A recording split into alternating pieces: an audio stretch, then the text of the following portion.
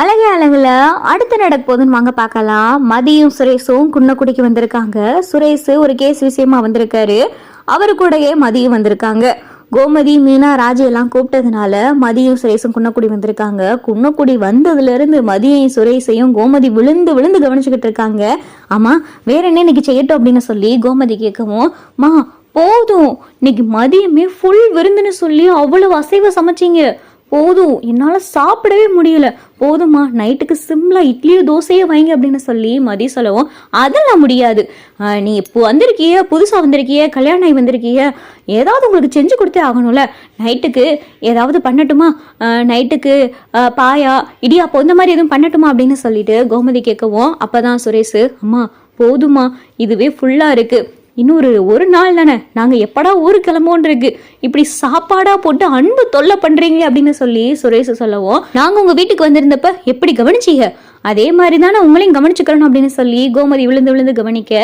அப்பதான் பாண்டியன் குசு குசுன்னு கோமதி காதில் கேட்குறாரு, ஏன் கோமதி, நானும் வந்ததுலேருந்து பார்க்குறேன், இவங்க ரெண்டு பேரும் சரியா பேசிக்கிற மாதிரியே தெரியலையே, புதுசாக கல்யாணம் ஆன மாதிரியே பார்த்தா ரெண்டு பேர்த்தையும் தெரியலையே, அந்த பையன் ஒரு பக்கம் இருந்தா இந்த பொண்ணு ஒரு பக்கம் இருக்கு, ரெண்டு பேரும் சேர்ந்து உட்காந்து கூட பேச மாட்டேங்கிறாங்க, நேருக்கு நேரம் என்னன்னு கூட கேட்டுக்கிற மாட்டேங்கிறாங்களே அப்படின்னு சொல்லி பாண்டியன் சொல்லவும், அப்பதான் மதியும் சுரேஷும்,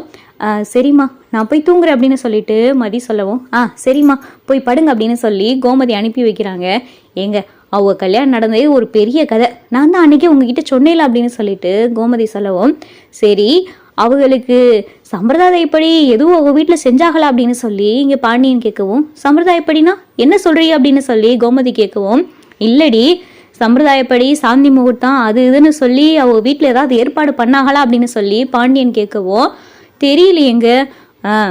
இங்கே வந்திருக்காகல்ல, இவங்களுக்கு அந்த சம்பிரதாயத்தை இங்கேயே நம்ம செய்யக்கூடாது,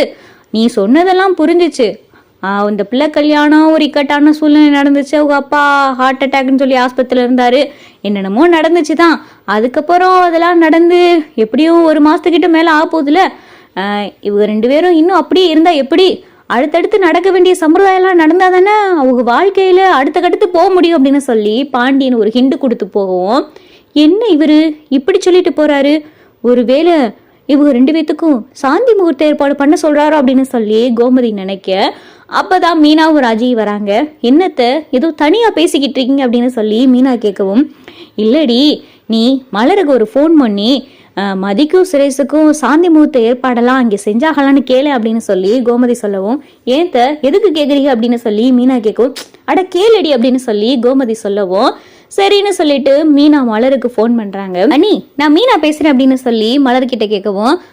சொல்லுங்க மீனா, எப்படி இருக்கீங்க, மதி சுரேஷ் எல்லாம் எப்படி இருக்காங்க அப்படின்னு சொல்லி மலர் கேட்கவும், அதெல்லாம் இருக்கட்டும் நீ, ரெண்டு பேரும் நல்லா இருக்காங்க, உங்ககிட்ட ஒரு முக்கியமான விஷயம் கேட்கணும் அப்படின்னு சொல்லி மீனா சொல்லவும், முக்கியமான விஷயமா, என்ன மீனா அப்படின்னு சொல்லி மலர் கேட்குறாங்க. இல்லை,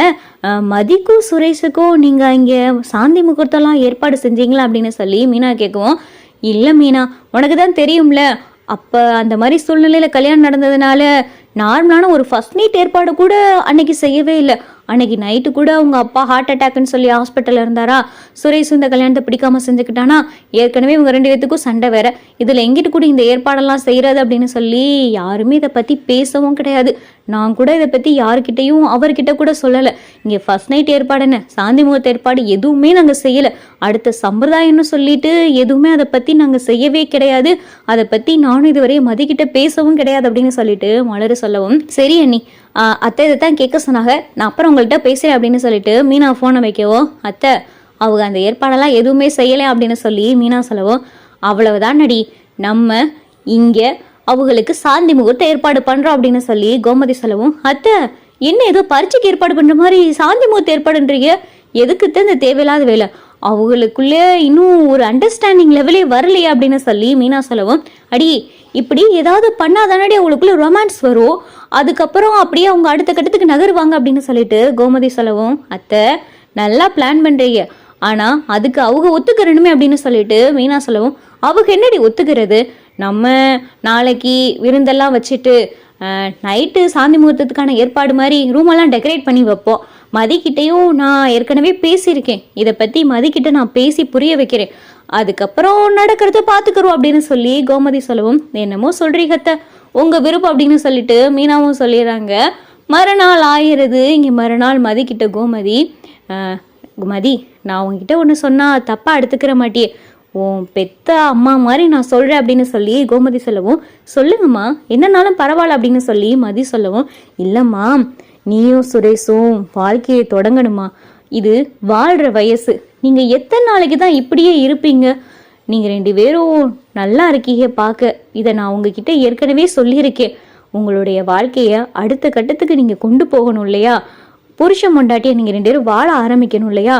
இப்போ ஒரு பொண்ணு பார்க்க போகிறோன்னு வை, பொண்ணு பார்க்குறோம் பிடிச்சிருது, அதுக்கப்புறம் கல்யாணம் பண்ணிக்கிறாங்க, அதுக்கப்புறம் அடுத்த கட்டமாக அவங்களுடைய வாழ்க்கையை தொடங்கிறாங்கல்ல, அதே மாதிரி இப்போ 2 பேரும் கிட்டத்தட்ட